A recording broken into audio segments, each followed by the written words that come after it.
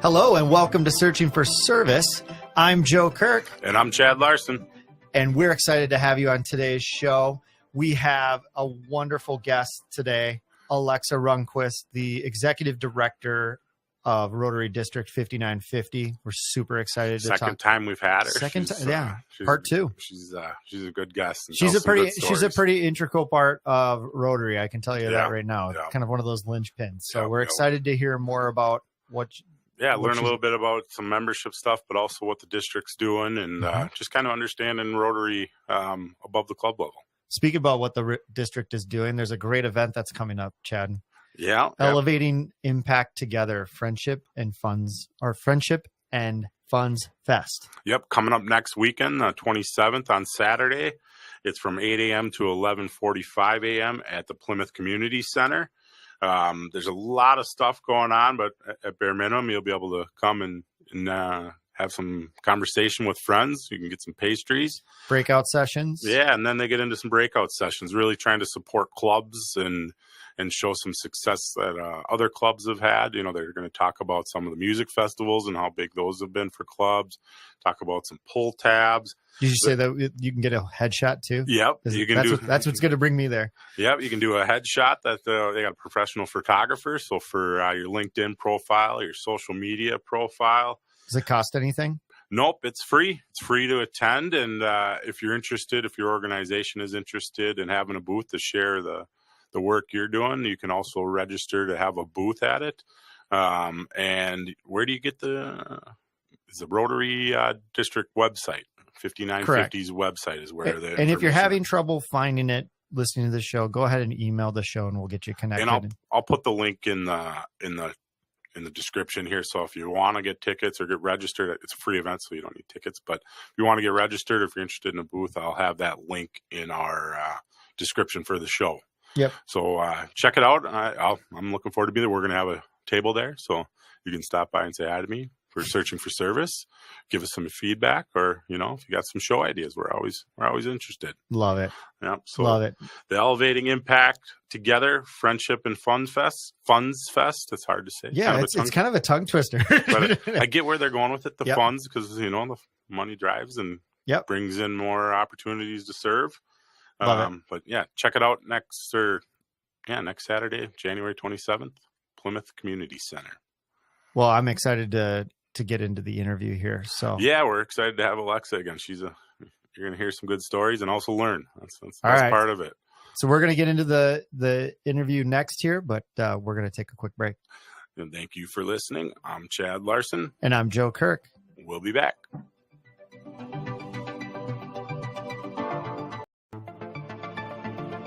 Hello, welcome back to Searching for Service. I'm Joe Kirk. And I'm Chad Larson. And we are brought to you by Rotary District 5950 and Russell Hampton. Check out the swag if you're watching on the camera. They sent over some tumblers, some cutting board, and some cool stuff. The #1 printer for Rotary. Yeah, amazing support, and we're so grateful for their contributions. Yep, thank you. And we have Alexa Rundquist with us. She's the District Executive Director. 5950, pretty much the Swiss Army knife, and Miss Consistent. Thank you. That's very one of the few two-time guests. That's right, two-time guest. We're excited. And speaking of the district, we do have an event coming up. Yeah, we talked about it before break, but the Elevating Impact Together, Friendship and Fun Fest coming up next weekend on the 27th. You can sign up at the district website, free event. It's at the Plymouth Community Center next Saturday, 8 a.m. And we'll have the link in the show page. So check it out. Hi, Alexa. Well, welcome. How are you? Good. How are you, boys? Excellent. Very good. Very good. Missing Kelly, but our host. But we're pulling it together today as best we can. Well, it is funny. I do joke with her all the time. I'm like, you do realize you are the lead dog, right? She's like, what? She sits in the chair. It's true. When I knew I was going to be late, who did I text? Yeah, Kelly. It's hilarious. I'm like, I got to text her Kelly. It's hilarious. So. No, but you made him plenty of time. And so today we want to kind of talk about understanding the district and, also what your what you've learned and, what people should know, and, just kind of general conversation. We had such a great conversation last time, and we just kind of wanted to learn a little bit more. And I think so much of what we talk about at the district is so valuable for any person that's listening to this, not just Rotarians, but people that are really thinking about service organizations and how to join them, or what are the attributes of a service organization that are important. What are the things that service organizations are struggling with and that are trying to, really approach and go at as we're trying to attract new members and really make Rotary specifically an attractive place for not only established members, but new members. Yes, yes. I agree. Well, the district's the one that gets to oversee all the clubs and kind of gets to see everything that's happening. So here's the good and the bad, and gets to, move those forward. And also is the kind of the intersect between all the information that's coming down from all the larger parts. The larger organization, Rotary International, our zone, our region. So what does it go? Club, district, zone, region, international? Yes. Very good. Yeah. Yes. Well, we were talking. We learned a thing or two. Only a year in, I feel like I know more about the structure than most, and that's why I thought it was a good opportunity, good show to talk to you about, because I don't think many people really understand, how the structure works, even as you go above the club. And so that's I've learned a lot because of the show, but I think that's pretty unique. That I've talked to some of our members, and I mentioned something like, I don't know, they've been members for 20 years. And so I always think of the district as the transformer. Like it steps down so you get the big stream of information from Rotary International, and then it kind of comes down the funnel, and then it gets to the district level, and it really gets stepped down to the club level, and it's more palatable, right? Because just think about it, if all the clubs got all of the Rotary International communication, how much do you have to sift through? I think the first word you were thinking of was probably the right one. I think it's even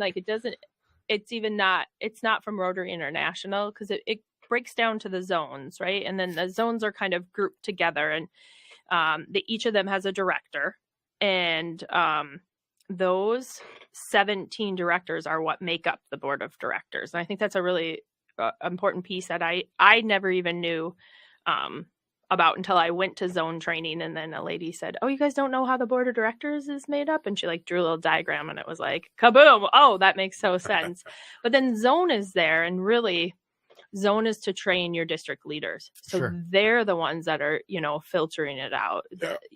People you've spoken to, Alex Johnson and Lloyd Campbell. And those are those zone leaders that come down and they filter it down to our leadership. Mm-hmm. And so we don't have to sift through as much as you think, because zone is really doing that for us.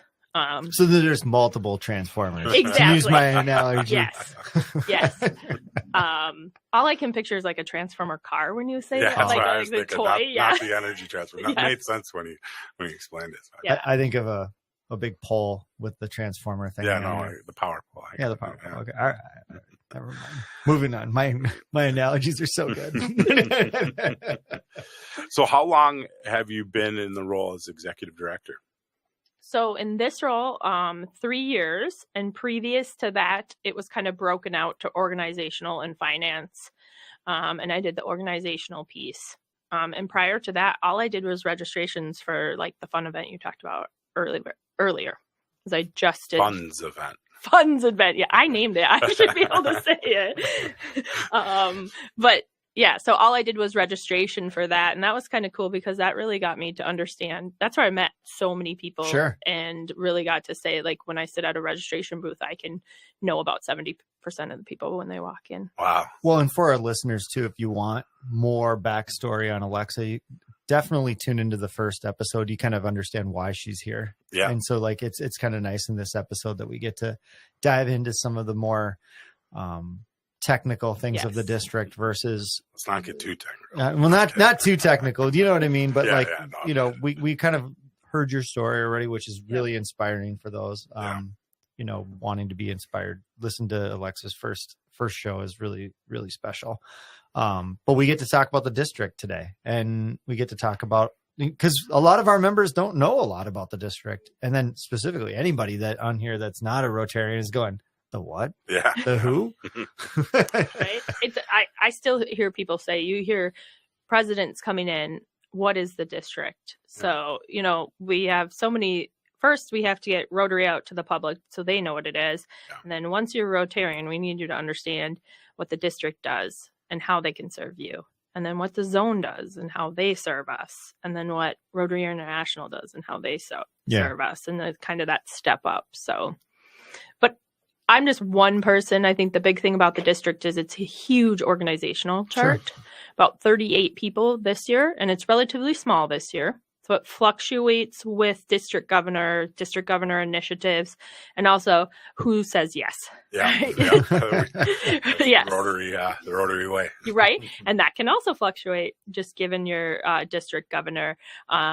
So we're relatively small this year. We just coming back from COVID is a big part of it.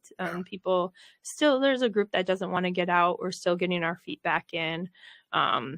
So it sounds like an amazing opportunity too for those that are either Rotarians at the club level that are looking for maybe something different to do, is to serve at the district level. Yeah, there's so many opportunities. I think this is where you can really find your passion and help other people in understanding it.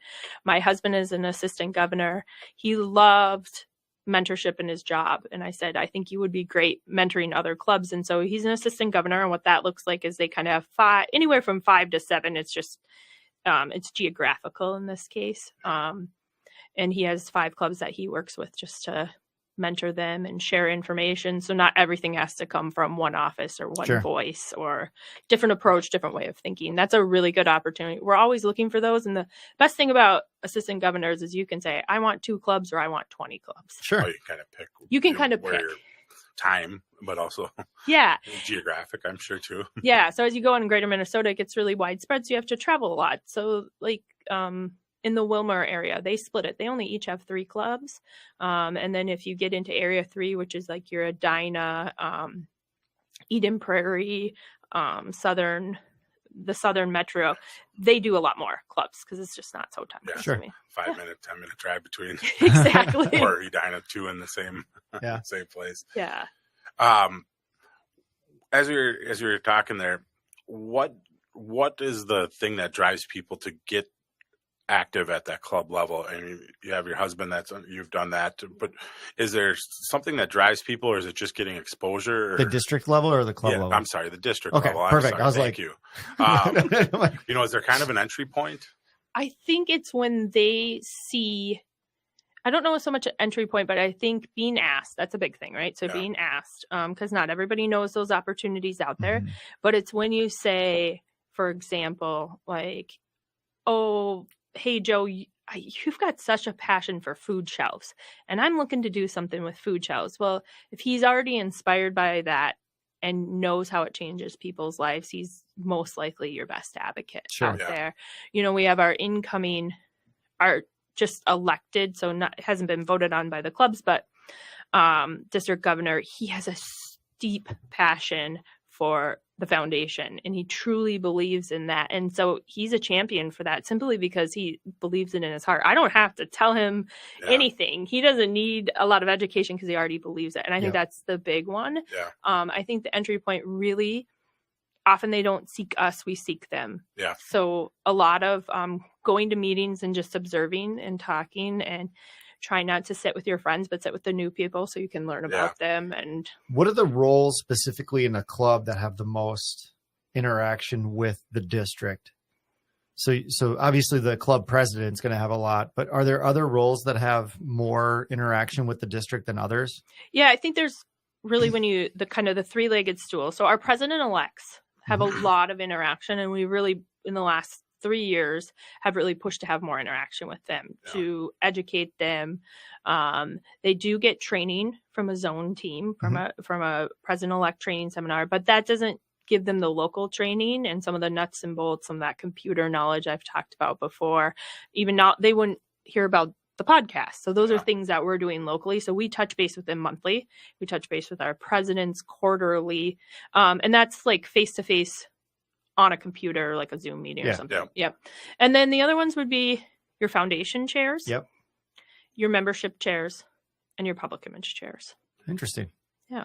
So, I mean, I'm just thinking of like, if there's somebody that's listening to the show and goes, okay, I'm not going to I'm not necessarily ready to help at the district level yet, but maybe I can serve in a role that has a little bit more interaction with the district to get a little bit more information, a little bit more comfort, and then say yes the next time. Yeah. So those are the nice roles then to be focusing on, is a lot of the chairs. Yep. Membership, especially. I could see that one being a big one. Yeah. And then what about TRF? That's the Rotary Foundation. That's the Rotary Foundation. Yes. Okay. Yes. So that plays a big part. And when you get into that role, you're also kind of getting into the grants. Yep. And understanding the grants. The thing about the district is, if you see something maybe that bothers you, you want to improve on. Yeah. That's an opportunity. Right. An opportunity. It can be something like, anything. It can be a role per se. Because not everything has to be these big chairs, right? We do have a big membership chair. We do have a polio chair, but there are smaller roles. If I have a lady who kindly will read the newsletter for me before I send it out and say, hey, that just do A, B, and C. Okay, thank you. And that's a role at the district. No, her name doesn't appear anywhere on the chart, but that is incredibly helpful. Yeah. And I think like the elevating impact together, that there's a huge piece. If you're just interested in like training, event planning, getting to know, if you just want to get to know more people, there's a place for you. You just have to come to us and say, hey, I'm kind of interested, and we'll fit you in where you want. That's great. And no commitment. I'm not going to make you sign any papers that say you're here for life or you have to give 40 hours or anything like that. We want to be flexible to where people are in their lives. That makes sense. You know, one thing we've seen is all the different clubs that have really successful either events or programs. What is your role to then try and show that to other clubs, or do you connect them, or, because we're lucky in our district. I think there's a lot of really successful, whether it's pre-K or some of the music festivals or concerts to volunteer. But so what does that look like for you do you identify, or is it kind of pretty apparent when something's really successful? And then how do you connect those? I think there's 3 ways they get identified. I will start to notice. I do a lot of like late night deep dive reading of articles. I'll just, search Rotary and read a lot of articles, browse the websites, do their Facebook. Our district governor will notice. Yeah. And then you'll get a club who's super excited and proud of what they do. And so they tell us, and that makes our job really easy. Yep. Sure. But, they're Rotarians, so that is not very often. Yeah. Oftentimes it will be Chad promoting Joe. It won't be Joe coming forward and saying he championed this great gala and it raised, $50,000 or whatever like that. So it's looking for it. And then there's a couple different ways. What do we do with that? Do we just promote their success? Is it something we can duplicate? And that's what I keep going back to this event. But that's what this event is all about, is duplicating success stories. Yeah. Right. Yep. And I'll use my own club, for example. We did a membership drive, and it was called Service Above Self Social. And it was a membership drive. We had 47 potential members come to a brewery in downtown Hopkins. And that really turned over about 8 new members, which is incredibly successful when you look at membership drives. And so how do we duplicate that? Well, we started sharing about it, but we also put together I really pushed our team to put together a handout with actionable items on that. Yeah. And then luckily Nate is also a Minnetonka Rotarian, my husband, and he turned it around and pushed it out as assistant governor. And so it's finding those avenues to get it out and having those clubs really be the ones who share it. It shouldn't be the district sharing it. We want to continue to promote the clubs to share it out. Can we talk about that event for just 2 seconds? Yeah, absolutely. Because, I think that this show is promoting membership. I mean, really at its core. And you just shared an incredible event. Yeah. of, it sounds like how did the invite happen? What was everybody bring somebody? Did you how did market that it? because I'm so interested when you brought that up. It seems like sorry to go in a different direction real quick, but that No, but I could tell you we're doing a breakout on January 27th if you want to come learn more. But yeah, some of the highlights of it. So the first thing, so I brought some really technical membership knowledge. Okay. And things like, we're never going to say the word membership. No. Initially, it was called the Minnetonka Rotary Club membership drive. Well, nobody wants to be a statistic. Yeah. You know, Kelly and I don't want to be the young mom. Yeah. Like, oh, we're out, you know, right away. So we nixed the word membership. There's a permanence to membership too. That exactly. Kind of, you're like, oh. Yeah. So that was a big thing that I think really helped us, is that I really pushed them not to say it, but we weren't allowed to write it anywhere. So none of our material never did we say join. Yeah. So that was a big thing.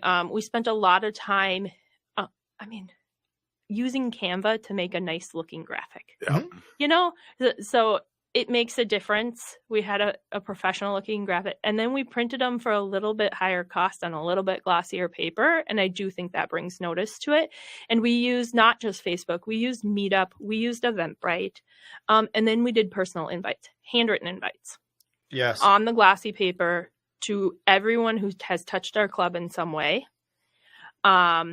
And then we had a team who walked the streets.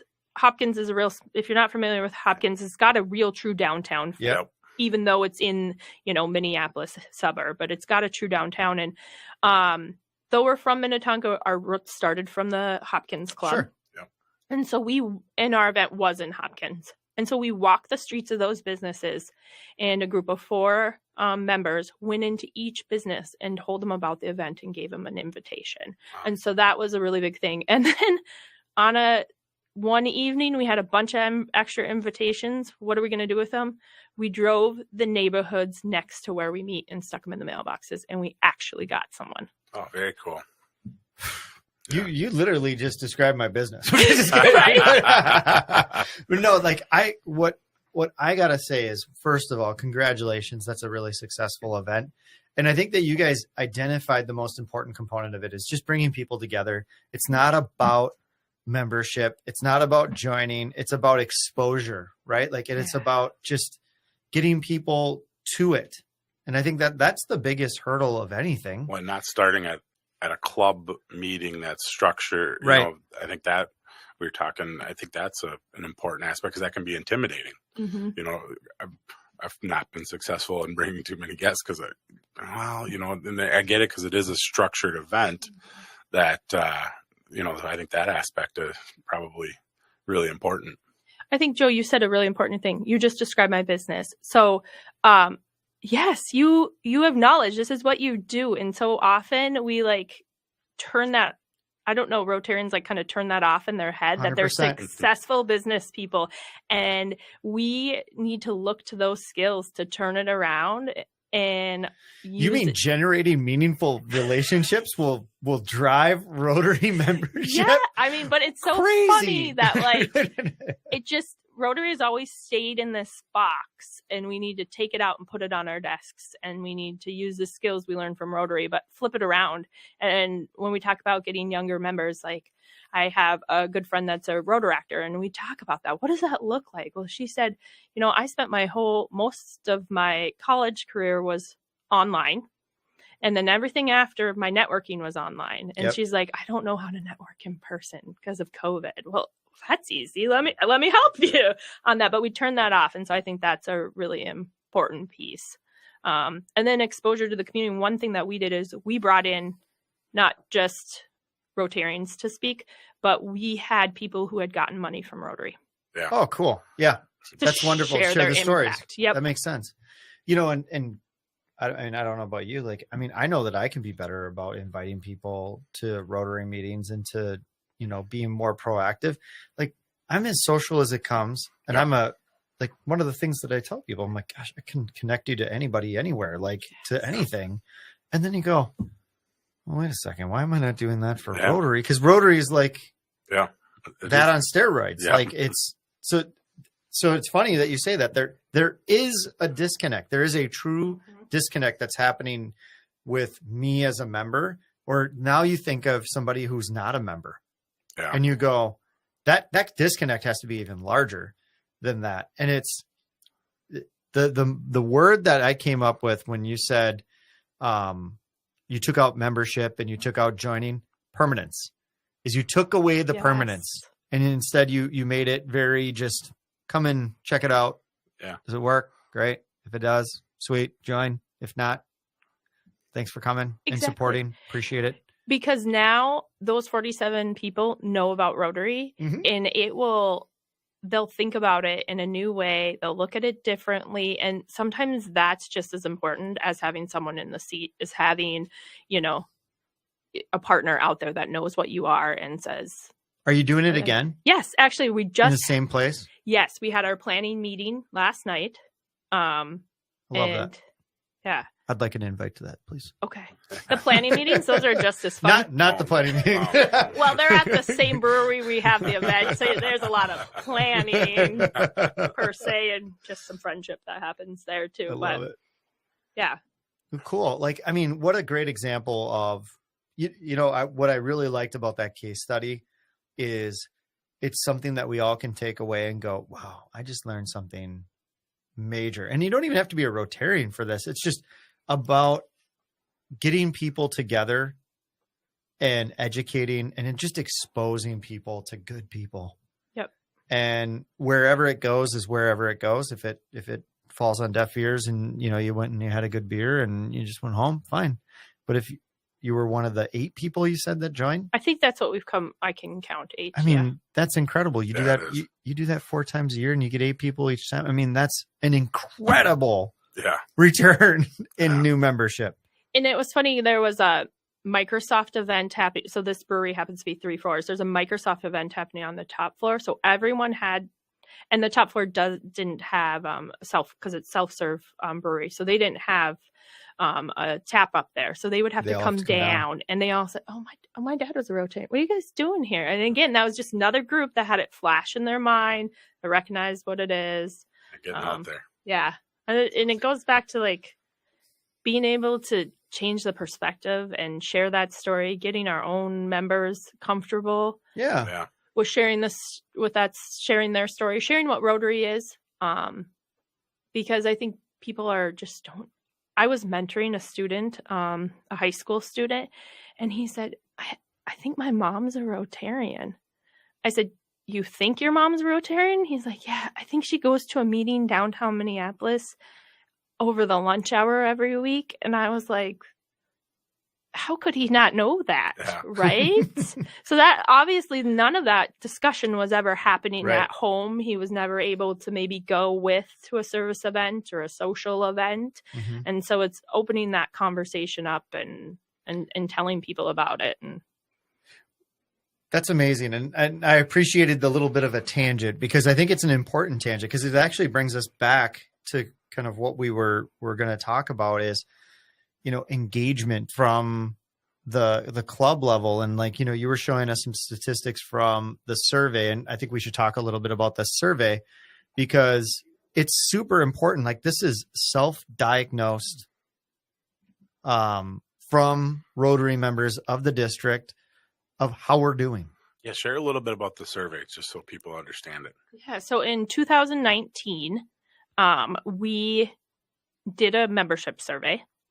And then we came back and did that survey again in 2021. Yeah, 2021. Mariana's, I have to go by district governor year. Otherwise, it doesn't work out in my head. So I apologize. It doesn't help that it ends in the middle of the year either. Right, exactly. Yeah. So what we did is we did a survey of about all the members in our district. Mm-hmm. We averaged about 1,300 members, and we have about 2,600 at the time. So really good response rate. Yep. And when they did it, we were actually able to break it out by club. So each of the clubs could get their membership data based on those questions. So really serving the clubs, and that's super helpful for the club level. My goodness, like being able to know how their club, like just the general temperature of their club. Is it cool? Is it hot? Is it, and then you can really gear your programming towards that. Yeah. That's a huge resource. So thank you, district. Yes, thank you. Well, and I always say, if you're going to have a survey, what are you going to do with those? Because let's not make people fill out surveys to fill out surveys, right? Correct. And I will just quickly put in a plug before I talk about the results. The district can do this survey again for you. We're now coming on 3 years, new data, new information, new Rotarians. We can do this survey for you and get it free of charge. You want to do a different type of survey, the district has the ability to do surveys and help people understand. We really want you to do them to listen. Yeah. And then we have visioning, people who are trained in visioning to go the next step and help you look at it and move it forward. So that was my little plug. Sorry. Well, and I got a little plug for the show. If you joined Rotary because of this show, make sure that you say that in the survey. Thank you very much. That's right. So what were your takeaways? So one of the biggest takeaways is we did what was called net promoter score. So we had Rotarians on a scale of 1 to 100 rate how likely they were to tell somebody about it. Okay. And when that number came back, we were a 49. Wow. Well, and we talked a little bit about this off air. I said 49 might be generous. You know what I mean? Like, that's good. But I tell you what, that informs you, right? Like, I'm guessing that we would have if we would have been polled before this, we'd say 75, 80. Yep. No problem. That we're all promoting Rotary, and that's some nice bit of it. I think this is the most important piece of information that you could get. Is you go, why are we struggling with membership? Oh, only 50% of us talk about it. Okay, interesting. That's a good place to start. Right. And then they broke it out even further, which I thought was interesting. So they broke it out from 20 to 40-year-olds, and that number went up. Yeah. Sure. But only to a 54, but it did go up. And then the over 40 was still stayed at a 49.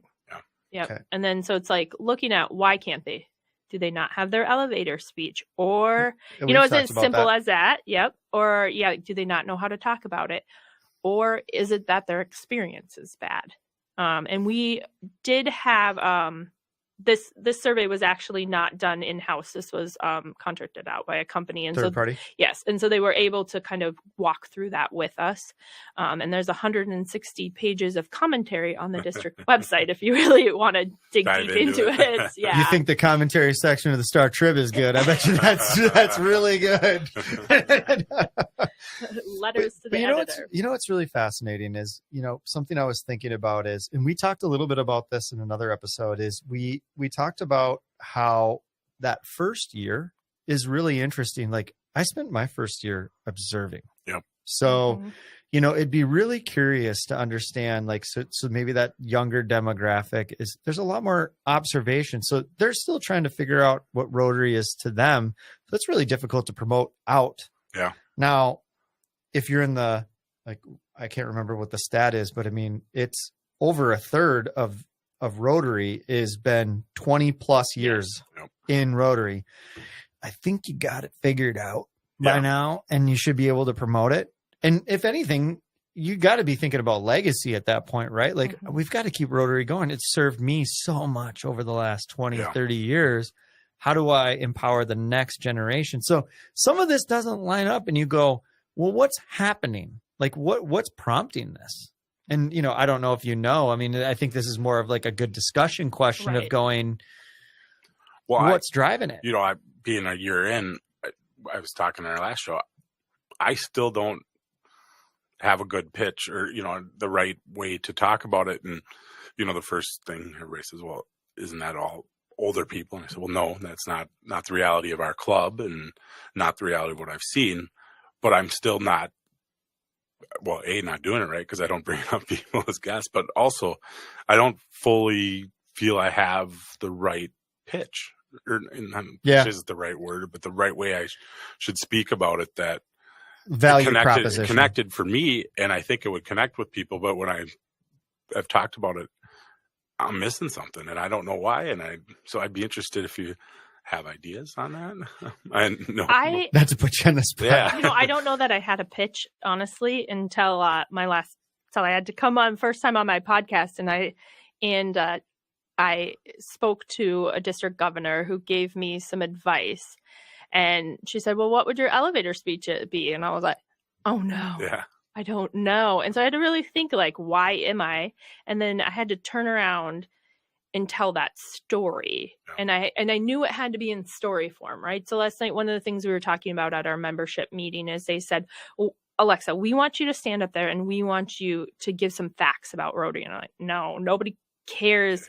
And right, that first, if I stand up there and give a bunch of facts, and you're still in that observation, exactly, they're going to take their beer and go to the third floor. Absolutely. Right? That's not what they want to hear. That's not why they're here. They want to hear those stories. They want to hear those pieces that make the connection to the community. I'd say that people are compelled by emotion, but they stay with data. Like, so what's interesting is like, I look at this survey and I go, man, I'm not really happy with that score. How do I change that? Yeah. Like, because it is important to me emotionally and all of that, and going, I don't really love that. Yeah. I don't love that. So the data is the trailing fact, like you were saying. And so how do you convey something that's emotional? I mean, I guess that would be the pitch, right? Like, so how do you convey emotion rather than logic? Go, like, for me, it was like, it saved my life. Right. My life was falling apart at the time. Yeah. And it saved my life. Done. End of story. Yeah. Like, I don't know how much. And then all of a sudden you're talking to somebody who's got a little bit of problem in their life and they're going, oh, wait a second here. This sounds pretty good. Yeah. Right. Yeah. I better check this out. Yeah. I felt like I finally belonged. I felt so out of place in Minnesota. And I finally felt like I belonged. I remember that. I was no longer just a North Dakotan in Minnesota. I felt like I belonged. Oh, well, why? What were those things? Yeah. You know, and so you got to get them to sit down, and so don't talk at them, right? So at our membership event, our speakers only get 2 minutes to speak, and then there's 20 minutes of just free time to drink your beer, eat your apps, and browse, excuse me, but mingle. Chat. Yeah, mingle. Thank you for a better word. Yeah. So it's telling that story, but we have to do a better job of just like sharing it out there. Do we have time for a quick story? Yep. Okay, so I was teaching a class to fourth graders. And this kid kept telling me about this great book he read. And it was such a great book. And it was about this kid who had to walk 4 miles to water, but then they got these wells and then they didn't have to walk, Miss Alexa. It was so wonderful. And he just went on and on and on. And he's like, you got to read this book. And I would see him every week when I was teaching. And he brought me the book. You should read this, blah, blah, blah, blah. Okay, great. Oh, thank you so much for sharing it. He was so passionate about this book. A couple weeks later, we're sitting in my kitchen. I'm making pancakes, and my son says, oh, Mom, I read this book. And it's about this kid who walks for water. And I was like, uh-huh. And he's like, and then Rotary built them wells, Mom. Mom, Rotary saved these kids' lives. Isn't that incredible? And I was like, oh, that's amazing. Yeah. And I just kind of sat there. I was like, nobody else is hearing this moment. Yeah. But it was because we don't shy away from talking about it, right? He's there. He was at that membership meeting last night. And so we tell the story. We don't shy away from it. We talk about the benefits. We include them. And we just have to do that with everybody, I think. Yeah, that makes sense. An interesting thing that made me think of is there's this phrase that I play in my head all the time when my ego gets a little out of control. And it's, be more involved and less impressed. Yep. And so to your point of like, as we're talking, it's kind of to wrap this up as like, how do you help educate people is be more involved with them. Yeah. Don't try to impress them or don't try to look impressive. Yeah. Go, what do you need? Yeah. Be curious about them and how to help them and then align with them instead of going, well, this is just so obvious. You should just join Rotary. I mean, because let's be honest, it is, but maybe for that person, it's not emotionally evident. It may make logical sense, but there is no emotional connection. Yeah. And so this has actually been a really fun conversation. I love this. Just for me, I'm thinking about it. You're going to enjoy it. It's the right thing. Yeah. So that this is very, for me as I try to struggle with this, I appreciate the conversation today. Yeah, this was really fun. I love that. Be curious about that person because, it goes back to the district. If you have an interest, we can fit you in. But again, what is that person looking for? Yeah. You can help them. So we can take that away as kind of like the thing of this show is be curious as individuals, as members, be curious as clubs, be curious as a district, be curious. Yeah. Just continue to be curious about our members. Yeah. Continue to learn. Yeah. Absolutely.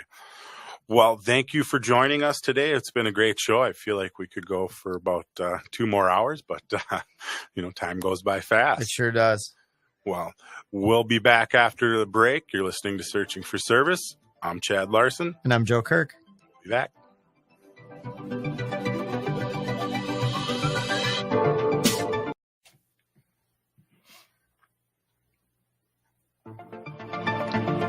Hey there, welcome back to Searching for Service. And just as a reminder, we are brought to you by Rotary District 5950 and Russell Hampton, the #1 printer for Rotary in the country. You can check out our swag if you're watching online. You can check them out at russellhampton.com. But print everything. I got a lot of nice mugs, a nice hat, even a cutting board. Yeah, and if your company needs printing needs, obviously this is a great option for you. Yeah, or your club, or they work. The club too, yeah. Yeah. So, well, welcome back. We had a great guest, Alexa, the executive director from District 5950. Yep. It was a great conversation. It was pretty cool to learn about their membership event. What a great learning experience, and something we can really. Fascinating when you don't make it a membership event and you just make it hey, let's all get together and figure out how to add value to one another, and then all of a sudden you get members because there's additional value. That's pretty amazing. Yeah, I'm be interested to hear a little bit more about it at the Funds and Friends event this weekend. So that'll be cool or next weekend, excuse me. Cool to hear some of the other people that have had success with events like that. Yeah. She's a great guest. I always learn too, we've learned a lot on the show about the district level and above. And even every time we have her, and I learn something more, even when I talk to her, I'm like, okay, that makes more sense. And, yeah. It's interesting. And even what I didn't know before she came on was the actual full structure from international zone. I mean, I had some idea, but she really kind of broke it down. Region, right? Region, and so she's always a great guest. But I think we can all learn from the membership event, though. Yeah, and it's so nice too when you have guests on, and one of the things that I love about this show is we kind of let it go where it wants to go and where there's real value. Like she wasn't brought on here to talk about membership and to specifically outline a project that they did with their club that was successful, but the conversation just kind of went there, right? Yeah. And it's important to remember that there's hidden value in every single interview that we have that's just outside of the subject matter, and it's a really fun thing for us as the hosts to learn. I mean, and we did your interview not too long ago of a year in, and these are the little things that you're exposed to where if you're just going to club meetings and stuff, you're not exposed to it. So it's really fun to be on that interview, which was cool. Before it aired, I got an email that our club was doing an orientation. I was like, wow, what good timing. But it was really cool because that was one thing we talked about was, as a new member wanting to have a little more orientation, and without having heard that show, our club's doing one. Yeah. So it was pretty cool that our club president asked if I could give her some feedback. I said, absolutely. Because that's what she heard the show too. So something too for our listeners is if your club is now doing a club orientation because of the interview with Chad, email the show at searchingforserviceshow@gmail.com and let us know, or comment in our social media. We'd love to hear that. That's a nice measurement tool for the show where we can really impact we're impacting clubs. Yeah. And we impacted ours. Yeah. Like Alexa said, you can reach out to her on the membership idea, or reach out to the show too, because that was another one that was pretty cool to learn about. What was besides the membership event, in discussing with Alexa, who's always a great interview, by the way. What was the other takeaway that you really? Well, I loved her story at the end where she was talking about how her son was, really getting exposed to Rotary from them, but then all of a sudden he read a book at school, and then was talking about how Rotary got water. And I That's don't right, remember because it was about a group that brought water to and it was so like she it was a came home Rotary and project. He came home and talked to her about how Rotary brought water, fresh water to a different part of the world, which was and we always love stories, but that one was a pretty cool one to hear. That was a good story. Yeah. I did appreciate that. Yeah, so that was always impactful, and we'll I'm sure have Alexa on again because she's a wealth of knowledge that brings a whole different aspect to. Well, and she Rotary. supported the show so much too. Yep. You know, and it's been nice. You know, one of the challenges that we kind of diagnosed with the show is you have annual change at the leadership level, whereas Alexa's kind of that common piece that we can really align with and help drive a project like ours that's supposed to be in it for the long haul over the course of many years. Yeah, that's something that we talked about with her. We've talked about a commonality through which, there's the blessing of you have change right away, which forces change. Yeah. But also having somebody like her in place that really keeps some consistency and has that understanding to explain as there's change every year with leadership and implementing different programs and ideas. You have somebody who really understands what it takes to implement and what needs to stay consistent. Well, and what's interesting too is, I mean, if there's other projects that are going to be like ours, where it's multi-year or, it just extends a long period of time, where maybe that partnership with that position in your district, in your specific district, if your district has one, is a really nice tool. And, you can model what we've done and partnering with that person to create consistency and to really advocate for your show too. I mean, or advocate for your cause, because maybe they have an exposure to it that the incoming leadership doesn't have and doesn't understand. I mean, that's not their fault. No. They've got 9,000 other things on their mind. Right.